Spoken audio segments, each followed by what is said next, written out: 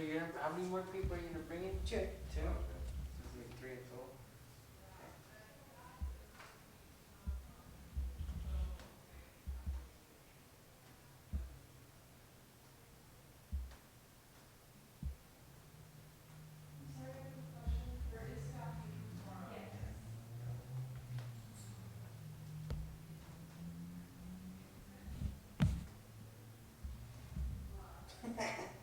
I like your number 6 question. No.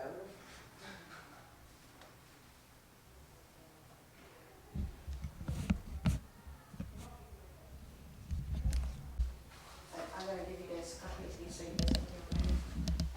Give you some of the material for them.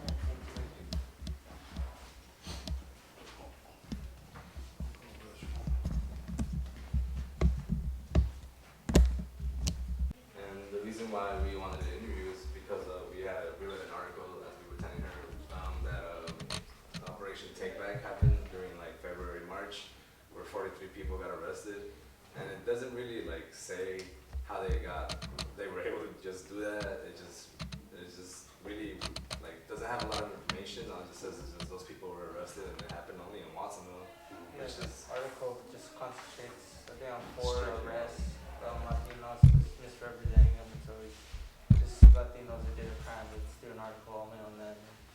And then the reason why we wanted to contact you is because the reason that this is occurring is supposedly because it's gang prevention and preventing crime, gang, Oh, okay. all that. And it's, obviously labeling it towards Latinos, Yeah. saying that they're the cause of the gang problem and all that. So yeah, we were just here gonna ask some, questions and see what your guys' side of the story and your view on how the media works here, Oh, okay. So, Well, we'll try to do the best we can and get some answers. We don't have all the answers. No, That's that's but, the best way you can. Yeah. we'll just try to And we'll follow your just, lead. just kind of alternate on the questions, so I guess, if you're understanding, all you guys work for Barrios Unidos, but why don't you tell us your name and what is your position at Barrios Unidos? who wants to go first? My name is Felipe Hernandez. My position here, I'm just a community member. I come and volunteer and I work here at Barrios Unidos. I don't have a position, but I've been working with Barrios Unidos for like 4 years now and kind of doing a lot of social work, community work. My name is Mary Lou Alejandres, and I am in charge of the reentry program. It has to do with anyone coming out of jail or prison, and so we have a reentry program that we follow through. Currently right now I work a lot with the AB 109 clients, which is the non client, and also, but I do work with a lot of high-risk population. I'm Joseph Rodriguez. I'm also a volunteer. I've been here about a year. I just do a lot of volunteer, mop, sweep, clean up bathrooms outside. Alright, cool. So, We were gonna ask you what Yeah. your responsibility is, but you guys Well, basically we are. do have responsibilities. Yeah, we do. Yeah, so, Even though Jojo, and we all sweep, we all do things here. I mean, Barrios Unidos is not just, we do what outside in the community, but we take care of the house too, So we all sweep. And Jojo also does a lot of the work that we do outside in the community too. so tell them a little bit what you do, or what you can be doing to start. What we've done here, like the last few years that I've been here at Barrios, I've been helping out with the juvenile hall program, which we go into Santa Cruz Juvenile Hall, and we run through programs with the students, with the students, not the prisoners, not the students, because they are students. We do a lot of cultural-based programs, music-based, art. Just kind of to get them a little bit away from wherever they're coming from and where they're at right now. The other stuff is, well, how Mary Lou said, the reentry. I also helped out with Mary Lou with the reentry program at the county level. A few years ago, the federal started mandating the state to lower the number of people serving time in prisons. So that means that they're starting to push out the non-violent, non-sexual folks that are in there. And so Santa Cruz County started programs that were designed to help out an individual come back into society. So we've been lucky and fortunate to be working with a lot of folks and a lot of folks from Watsonville. So it's good that you're doing this because it needs to be, raised and people need to be aware of what's been going on in Watsonville. Awareness, definitely, Yeah. is what we're here to. Yeah, definitely. I think it helps, that we all communicate and just raise awareness, exactly. Right, and my job, like I said, is the reentry program coordinator, and I work both in and out of custody with they call them PERCs, it's the post-release supervision, community supervision, which is the guys that are coming out, they're either on parole and probation or both. And so recently, very recently, the parole department is no longer in Santa Cruz. So the unit shut down. And this just happened like within the last 2 weeks. Okay, and so now people that are coming out of parole, prisons and stuff, the majority of them will have to report to San Jose or Salinas, and which is making it very difficult for them. The other part to that is that probation has taken on a lot of the responsibility that parole used to have. So if they're on parole and probation, they now belong to probation. Okay, so individuals that are coming out, so those are the guys that we call the post-release community supervision. That's what that stands for. And so I work very closely with probation, and we all do, with probation and the jail administration, so that we can have access to these guys. Because one of the things that we want to do is try to meet these guys before the release, so that they have a connection and they're coming out, and we start getting ready for them to come out. A lot of what has happened since AB 109 is they just automatically just let all these guys loose. And that created chaos for the community because they weren't prepared for it. And so my job, part of my job is that I run cognitive behavior groups. So I do a lot of groups on, it's called MRT, and it stands for Moral Recognition Therapy.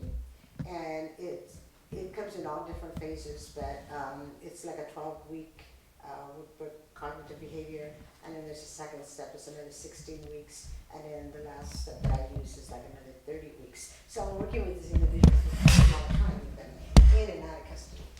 And so I do group therapy with them, I do one-on-ones with them, I do home visits with them, because some of these guys are on ankle monitors or on under house arrest, so they cannot leave, or their status is pretty high, which means probation sees them as a safety risk to the community. However, I find that not so much to be true, because, I go to their houses. I don't wear a bulletproof vest or anything. And there's been many times where we've been to a house that just got shot at, and we're risking our lives, but we have to do this work in order to get on the right streets. Like Mary Lou said, a lot of these individuals are coming out and they don't know where to go, they don't know where to get the help. So what we do, and what Mary Lou's been doing for the last few years, is just, having these folks understand, look, you can come to us and we can help you with redirecting you to where you need to go and get the services, because there's a lot of folks that don't know, so they go back right to the same place. And then again, then there's the cultural piece that we have to our materials and stuff that we add in is, because a lot of the programs that are in the jails, they may be evidence-based, certified research done on them, but somehow they can't seem to capture the cultura part of it. And so that's the part that we're able to bring in, and I think why it can be captured is because it's spiritual. And you can't capture spirituality, and so, but we bring in a lot of the cultura into the lesson plans, and when you get individuals that are just there teaching a class, just on fact, but there's no heart to it, there's no, flavor to it, so, yeah, right, so we bring a lot, so the guys can really relate to it, and I don't care if you're yellow, purple, green, or whatever, it's learning how to work with the human being and seeing them as human beings, not seeing them as inmates, ex-cons, but recognizing that these are people that are going to be part of our community. And if we want a safer community, we need to embrace these people coming back. And we need to help them on their journey coming out, and, all the way just, let them go loose. Alright.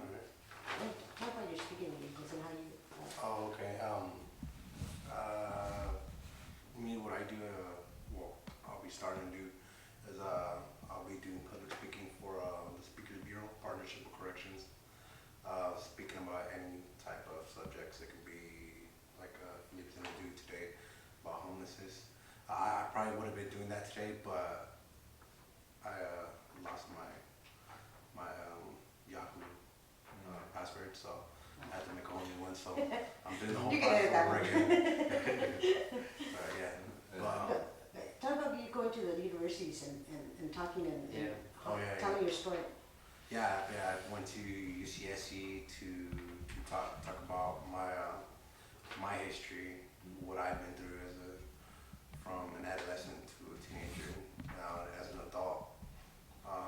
I've been through to Cabrillo College, and where else? And that's it. Couple speaking engagements here. So it's a little bit about, kind of giving a little bit of background about all of us, because what Jojo goes through is like similar to what I've gone through, and so it's like sharing those stories with folks that really don't understand, how gang injunctions or how gang task force really affect us, especially men of color, and so it's like Jojo's story, where he comes from, his background and everything, it really helps out a lot of us, even including myself. Because there's things that maybe I didn't look at a certain way, and I really I have a hard time understanding folks that really didn't come from my neighborhood. So like meeting Jojo and hearing his story, it's like he grew up in Watsonville, right? Well, I was born in Watsonville. I grew up out in the valley. And I grew up in East LA, so we're totally from different neighborhoods, but the conditions and the situations are similar. Exactly. So the common struggle is the same, So having to hear his story out and taking him to college is very important, because then we start filling in the gaps. Yeah. Unifying them. Because I think a lot of people can relate. 'Cause I feel the same way. Just as a student, leaving, Inglewood, LA, Yeah. the ability to leave it, Yeah. to leave it, Yeah. and being here. At first being here, I found it to be, my escape. But then I realized, what Cyprus does have, its problems as well. Yeah. It's Yeah, I crazy think how it's just everywhere. it's everywhere. Yeah. Exactly. We're all on the same struggle. So you come to realize. Yeah. And when we have centers like this, like Barrios Unidos, it allows us to come together, because we wouldn't be doing that out in the street, because of historical stuff. Me and Jojo should actually be fighting with each other. But because we have a sanctuary, we have a safe place to come to, and not only just hear our stories out, but we get to work with each other. I learn a lot of stuff Yeah. from them, and then that's how we start building. Bond. Yeah. Because like you said, we if we didn't know each other, we'd probably be fighting, because the way I was taught was that if anybody's from LA, he's my enemy. Yeah. And if he wears the color blue, he's my enemy. I wear red and just continue wearing red. But now that I'm here, I see in between the lines, and I see that, he's just a regular individual, just like I am. So it's like there's no difference. Yeah, and that's part of our teachings that come into the class and, into the custody as well, and out of custody. We put that material all the time into our work. So now, were you guys ever aware about Operation Take Back at all? Or heard of it, I'm sure? I heard. Well, we heard about it after it happened. Yeah, after that, I'm sure after it Yeah, happened. we're not involved with it in any shape or form. So you guys just heard of it through the news, Right. or like? Yeah. And what were your initial reactions to that?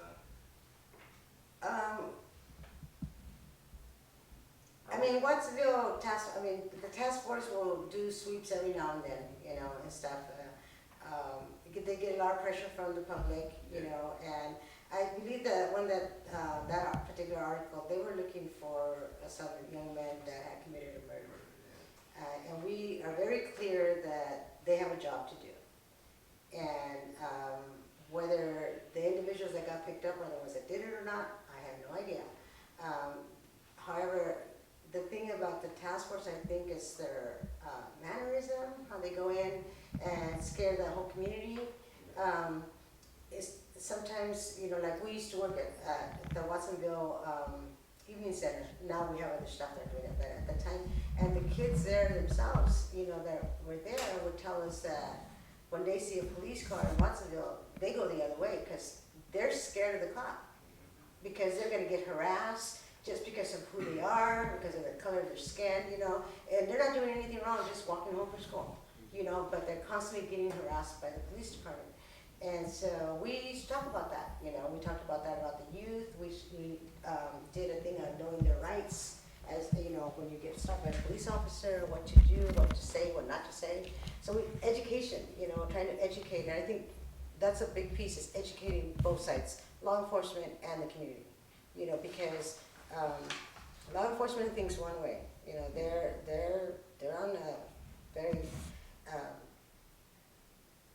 narrow, They have their lens and their tunnel vision kind of, and I understand that, I understand they have a job to do. We do have some officers though that I worked with in the past and stuff that understand the cultura better and are more, easy to work with, But as far as the gang task force,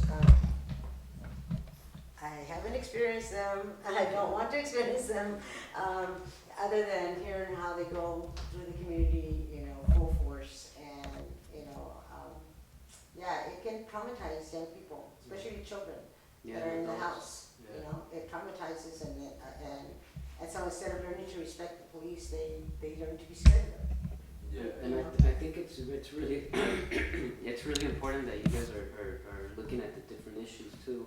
I mean, we all know, it's an economic problem. It's not an individual problem. It's an economic problem. Coming from Los Angeles, and seeing the amount of people stacked on top of people and the lack of jobs, the lack of opportunity.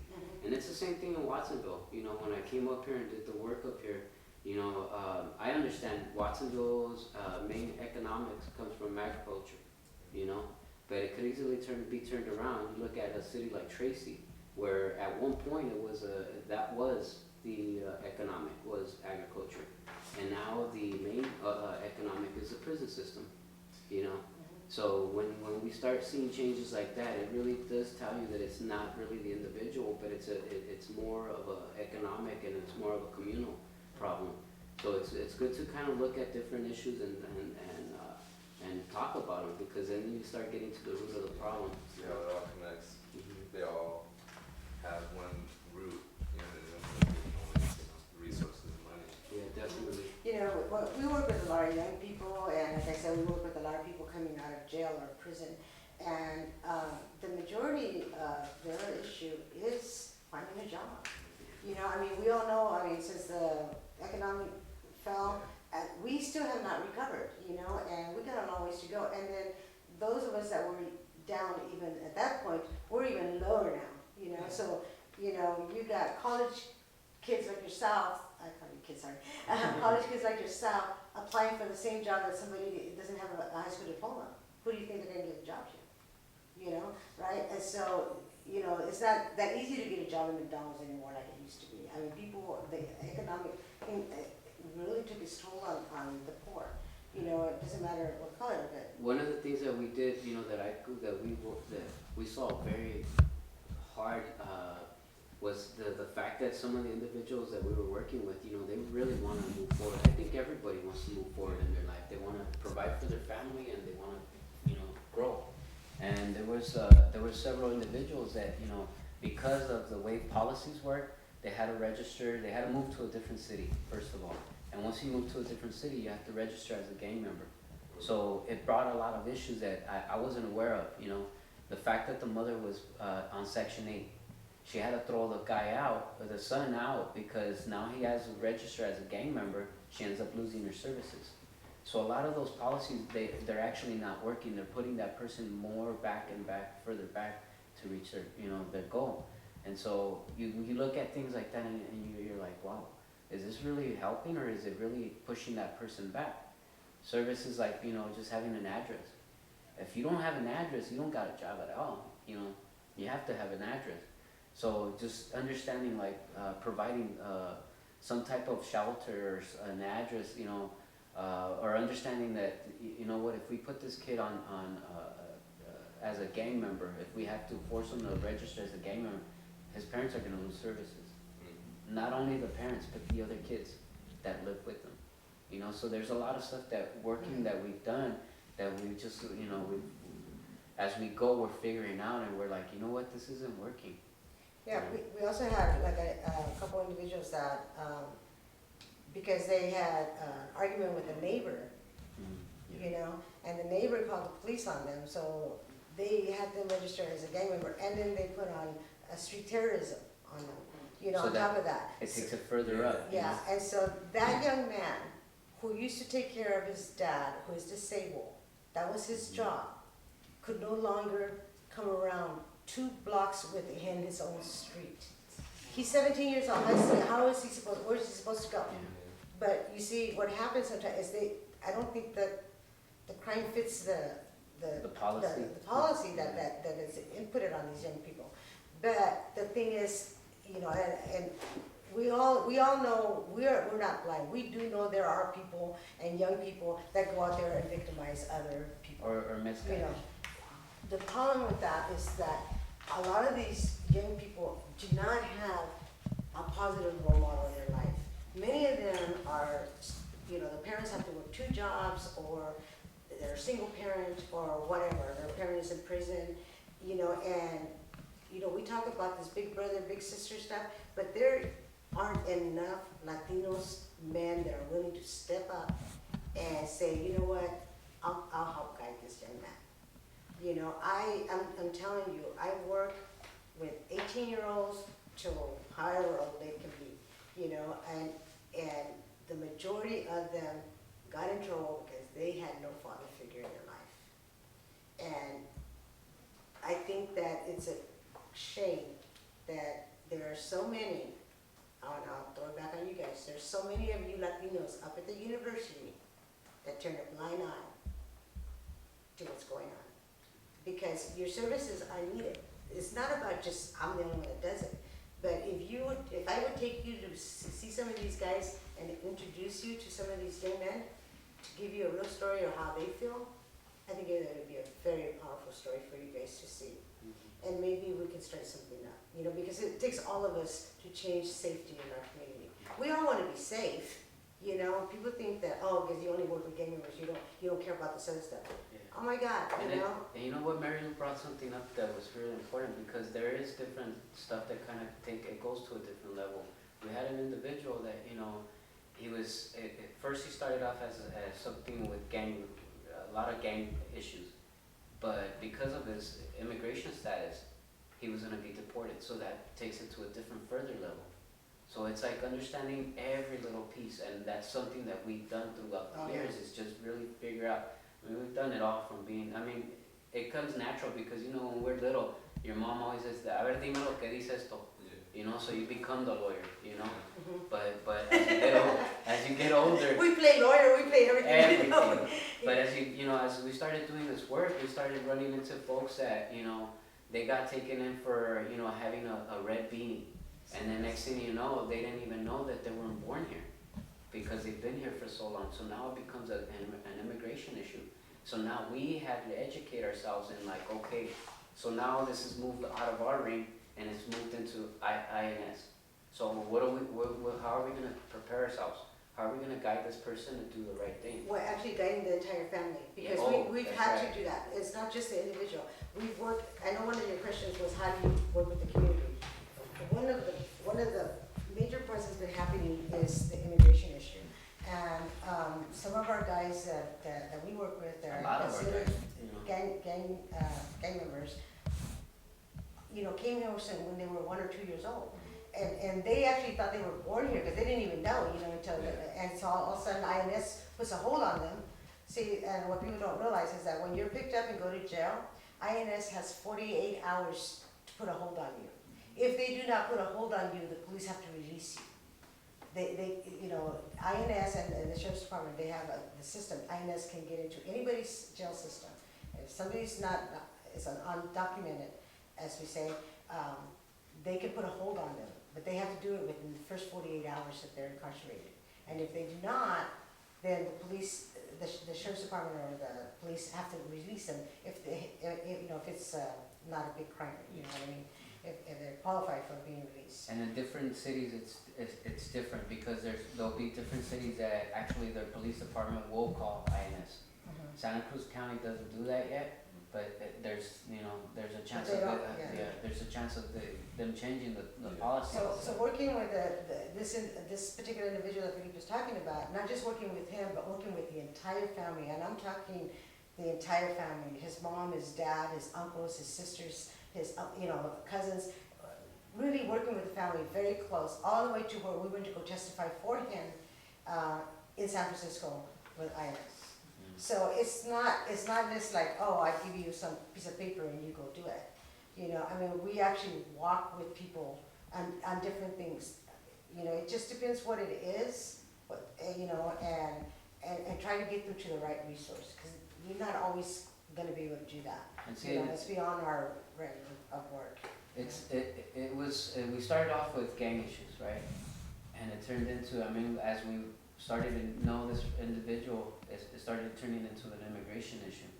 And so for us, it was like, we went from one issue to another big level of understanding. And so, it's difficult because, once you understand, this kid was gonna be sent back to Mexico and he had no family over there.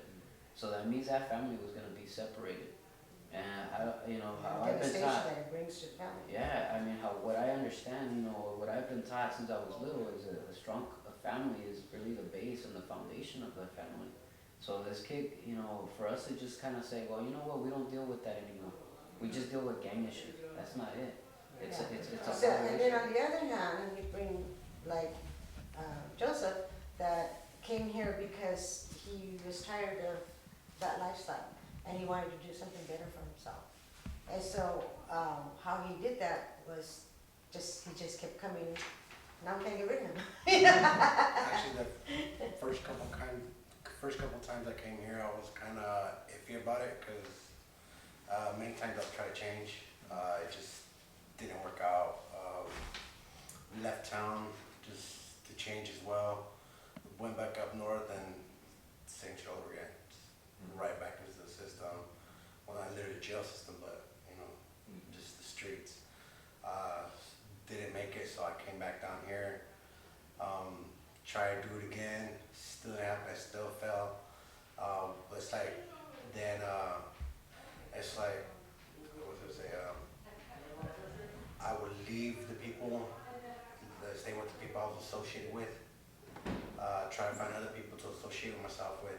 But then there's always a way that they would get me to come back and they'll suck me right back in. Then someone else, I had hit rock bottom. I was on the street selling drugs, and that's when I was coming over here, came visit my uncle. That's when I crossed by barrios, and I was like, came inside, asked what it was. Another buddy of mine, he said, you should go to them, they'll help you out. I'm like, I don't know, dude. Like, they probably won't even acknowledge me at all. And he's like, dude, just check it out. He's like, check it out, they're really cool people. And that's why I came here, I volunteered. It took me, I would say, about 2 to 3 weeks to actually come in here because I was still skeptical. Like, I'm not really sure, like, shouldn't I? And when I made the point just to come, I stayed. And that's why now they can't get rid of me. Operation Take Back states that the operation was due to recent spike in crime and gangs in Santa Cruz County. Do you believe this is true? Can you repeat that again? I'm sorry. The article on the Santa Cruz Sentinel on Operation Take Back states that the operation was due to the recent spike in crime and gangs in Santa Cruz County. Do you believe that's true? No. No, actually, because we work so close with probation, we get a lot of the, inside story. That particular article, like I said before, I know the Gang Task Force has a job to do, and I thank them for trying to keep our streets safe. But they were actually looking for, particular individuals, and, Gang Task Force does that. Every once in a while, they'll go do a sweep, and the reason they do a lot of sweep, and I always tell the parolees and the guys that get out of jail, because you gotta go to your meeting, you gotta go check in with your PO, and you gotta do what your terms are. And if you don't follow those terms, you start sliding and sliding, okay, so then all of a sudden probation and parole have all these people that aren't showing up, so what do? Gang task force, go pick them up for us. You know, I mean, that's how it goes. Sure. So my advice to all the guys that we work with is always call your PO. Call your PO. It doesn't matter. Call your PO. Tell them, you know, you fucked up. Tell them you, sorry. tell them, tell them, you know, you can't make it to the appointment. But don't just not show up, because that makes it worse for you. So, but really, if you look at Santa Cruz statistics of crime, really what has gone up is petty crime. And it's petty crime meaning shoplifting, you know, or burglaries, you know. Burglaries are big in Santa Cruz, Yeah. but it's not usually the gang members that are doing it, it's people on drugs that are doing it, you know. You know, last time I read the newspaper, I mean, it's not only Santa Cruz. Right, You know, you could go all the way down the state, and there's little towns that are just suffering just as bad, you know. People getting diverted into different communities, you know, pushed into different communities. Out in Oakland, you know, they pushed a lot of folks more inland. So what did that cause? It caused more tension. Why? Because there's no jobs over there. So now you have individuals that historically they weren't there. You know, you have people from Oakland, Richmond, coming into a new community, and there's no services for them. there was already no services There for was the ones that were already- there, exactly. let alone the new ones that are coming. So, you know, if you really look at it at a bigger picture, look at it through the whole state. And, you know, again, with gang enhancements and gang task force, it really doesn't help out. You know, they wanna lock up everybody, but if you really wanna make a drastic change in the community, look at economics, first of all. You know, I mean, we're all fighting for the same job. You know, I told my dad the other day, don't feel bad, cause there's a guy younger than me trying to get your job. You know, so we gotta look at it like that. It's not only Santa Cruz. I did wanna add, you know, like with the gang enhancements, coming from Los Angeles, it really didn't make a change, cause all it did was push the people somewhere else. And again, if there's no job over there, don't even want to break into somebody's house, you know what I'm saying? Cause I gotta feed my kids. So it's not only Santa Cruz, it's not only Watsonville. Somebody can pick up the newspaper and say, you know, I ain't going to Santa Cruz, I ain't going to Watsonville, cause there's shootings all the time. But it's happening in Tracy, it's happening in Vacaville, it's happening everywhere, you know? So do you think the media or the Sentinels overrepresenting Latinos? Definitely, yeah, definitely. We always get overrepresented, and it's always the bad stuff that comes out, you know. You really don't hear about what happens and the transformations that happen here in barrios, you know. You don't hear that. You don't hear not the glory stories, because it's not a glory story, but you don't hear the transformations that individuals go through, and that's something that we wish we could, you know. So hopefully you guys could capture this. It's more people like you to come in and do interviews with people like us to capture the transformations and the changes that we're actually doing, not only here in the center but outside of the community. Yeah, and the other problem is that, you know, homicide, if it has gone up, it's not all gang related. Mm-hmm. But the media has a tendency of focusing on that part. You know, that makes a better story, you know? So you as journalists, you know,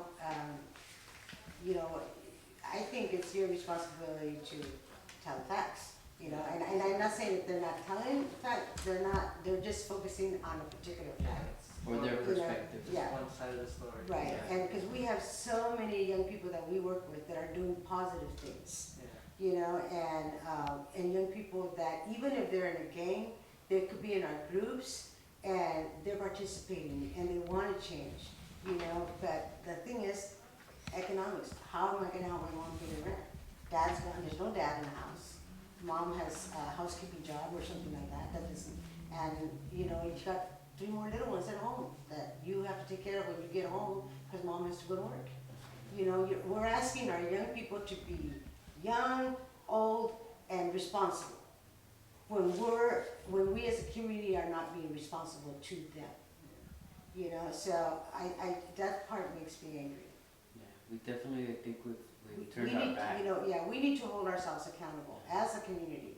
What am I not doing to help my community be safer? You know, I mean, we've had all these stuff and we've had protests and all this stuff with all these organizations getting, heck, we've been doing this all along. And every time we've been asking for help, nobody would come help us. You know, we're only looked at like, oh, you guys are on the gang member side, you know? No, we're on the right side, you know, for justice, for social justice, for everybody, not, it doesn't matter if you're a gang member or not, you know? And what gives us our strength to do this work is being, I think, spiritually involved in something.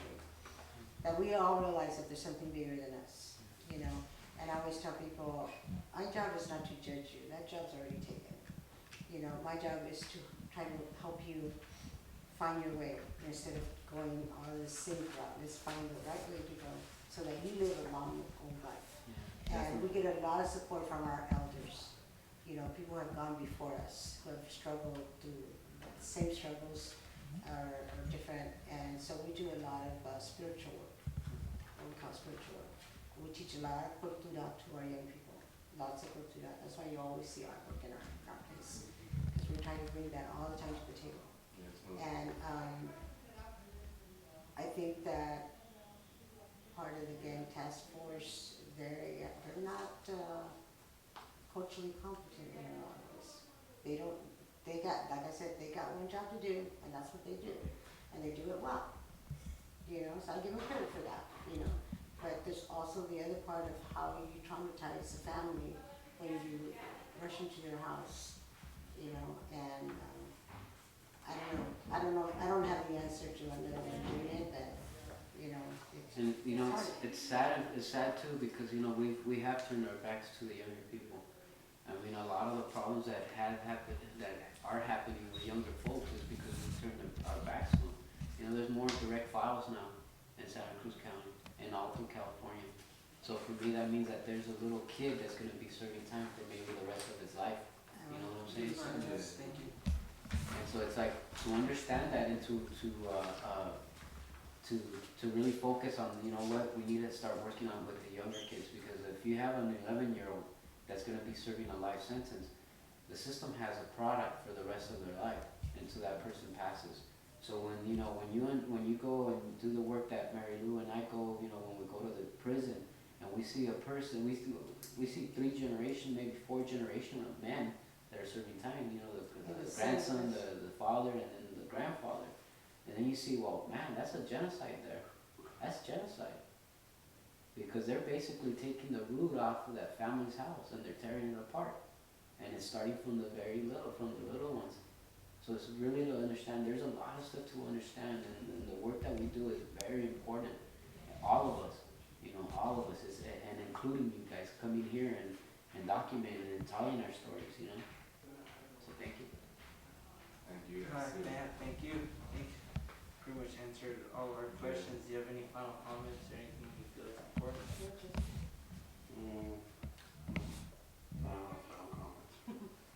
I think the only thing that I want to say is, number one, thank you for continuing in your education. I you know, thank you for doing that for yourself and your future family. Yeah. You know, because I'm sure your families are very proud of you. Yes. So we as a community are proud of you for Yeah, continuing thank to you. do that. And you know, once you meet, you know, it's like that old saying, don't judge a book by its cover.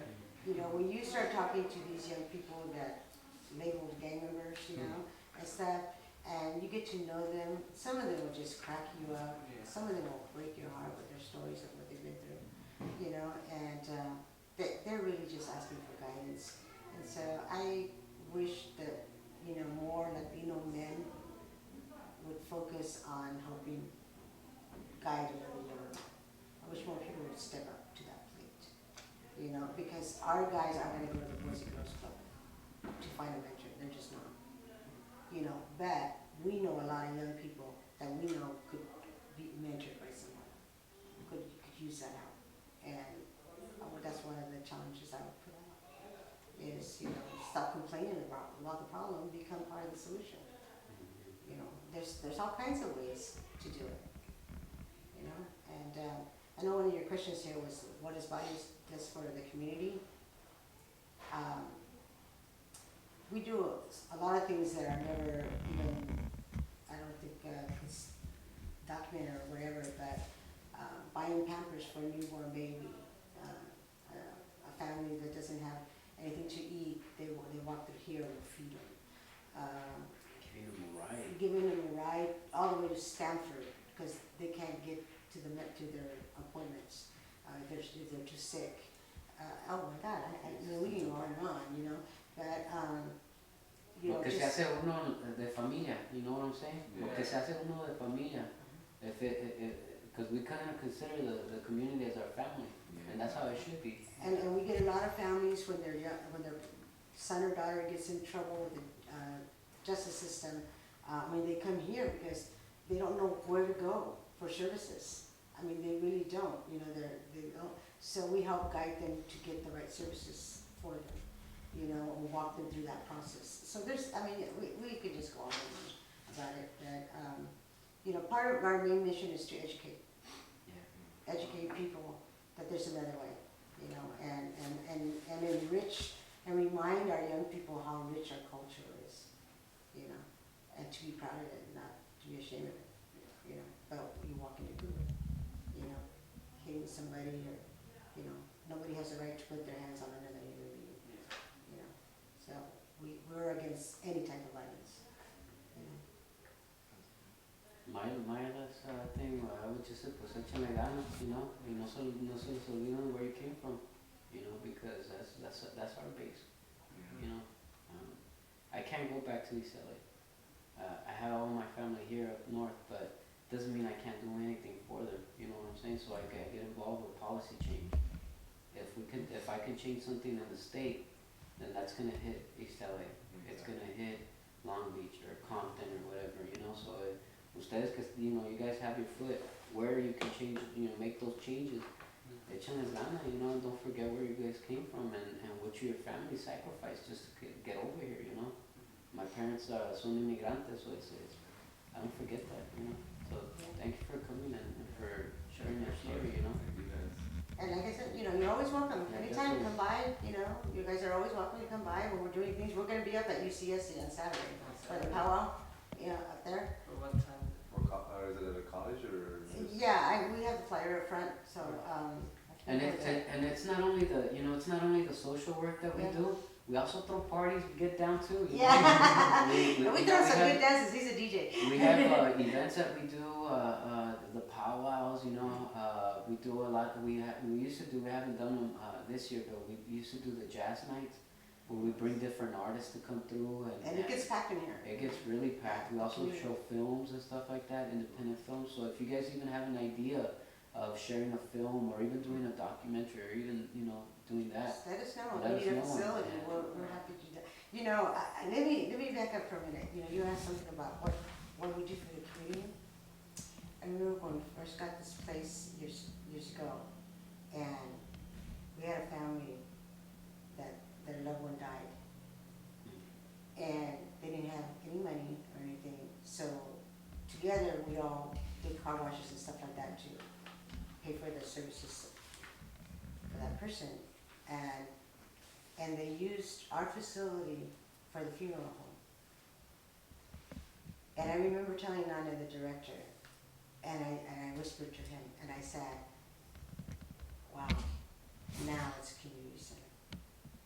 Because we've had weddings here, we've had quinceañeras here, we had 16th birthday parties here, and we've had funerals here, and rosarios here.